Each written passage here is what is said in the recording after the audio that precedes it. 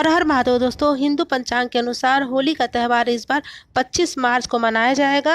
होली के 8 दिन पहले होलाष्टक लग जाता है। असुरों के राजा हिरण्यकश्यप ने अपने पुत्र प्रहलाद को विष्णु की पूजा करने पर होली के 8 दिन पूर्व बहुत ही यातनाएं दी थी। उन दुखद स्मृति को याद करके इन 8 दिनों को होलाष्टक के रूप में मनाया जाता है। इस वीडियो के माध्यम से हम जानेंगे कि होलाष्टक की कहानी का क्या महत्व है और होलाष्टक 2024 में कब से प्रारंभ हो रहा है। हेलो दोस्तों, मेरे चैनल में आपका स्वागत है।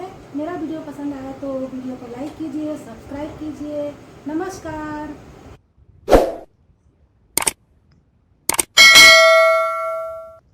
इन दिनों हर प्रकार के मांगलिक और शुभ कार्य वर्जित होते हैं, लेकिन इसमें ईश्वर की आराधना का विशेष महत्व होता है।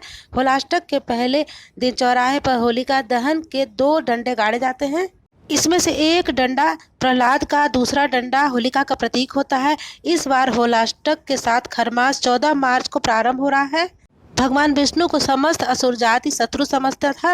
हिरण्यकश्यप के लाख समझाने पर भी उसका पुत्र प्रहलाद भगवान विष्णु की भक्ति करने से नहीं हटा।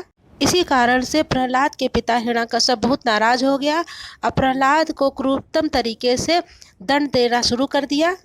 उसने पहले प्रहलाद को ऊंचे पहाड़ की चोटी से गिरवाया, लेकिन उससे कुछ नहीं हुआ। जिस दिन प्रहलाद को ऐसे कठोरतम दंड देने की शुरुआत हुई थी, उस दिन फागुन मास की शुक्ल पक्ष की अष्टमी तिथि थी। इसके बाद प्रत्येक दिन उसे इसी तरह से दंड मिलने शुरू हो गए। उस दिन के बाद से प्रहलाद को कभी हाथी के पैरों के तले को चलवाया गया तो कभी गर्म कढ़ाई के तेल में डाल दिया गया, लेकिन प्रहलाद के ऊपर कोई भी आंच नहीं आई।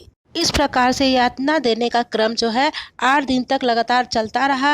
अंत में 9वें दिन हिरण्यकश्यप ने अपनी बहन होलिका के गोद में प्रहलाद को बैठा दिया और जिंदा जलाने की चेष्टा करने लगा, क्योंकि होलिका को वरदान था कि उसे अग्नि नहीं जला सकती। लेकिन होलिका अग्नि में जल के भस्म हो गई और प्रहलाद को कुछ भी नहीं हुआ।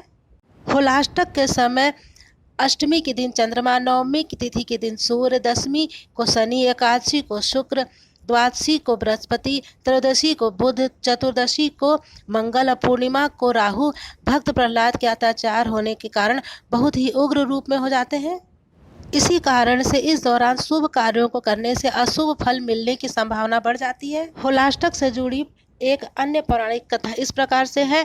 भगवान शिव की समाधि को भंग करने के लिए कामदेव ने शिव पर अपने पुष्प और बाणों से प्रहार किया था। उस बाण से शिव के मन में प्रेम और काम के संचार होने के कारण उनकी समाधि भंग हो गई। इससे क्रुद्ध होकर शिव ने अपने तीसरे नेत्र से कामदेव को भस्म कर दिया था। यह घटना फागुन मास के शुक्ल पक्ष की अष्टमी तिथि थी।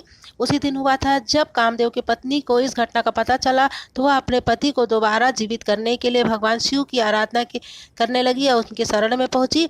8 दिन की प्रतीक्षा के पश्चात भगवान शिव ने रति को वरदान देते हुए कहा कि द्वापर युग में कामदेव कृष्ण के पुत्र प्रद्युम्न के रूप में जन्म लेंगे। इस पौराणिक कथा के अनुसार होलाष्टक के 8 दिन रति के तप और प्रतीक्षा का दिन माना जाता है। मेरा वीडियो कैसा लगा कमेंट जरूर करिए। कमेंट बॉक्स में लिखिए हर हर महादेव। नमस्कार, मिलेंगे अगले वीडियो में।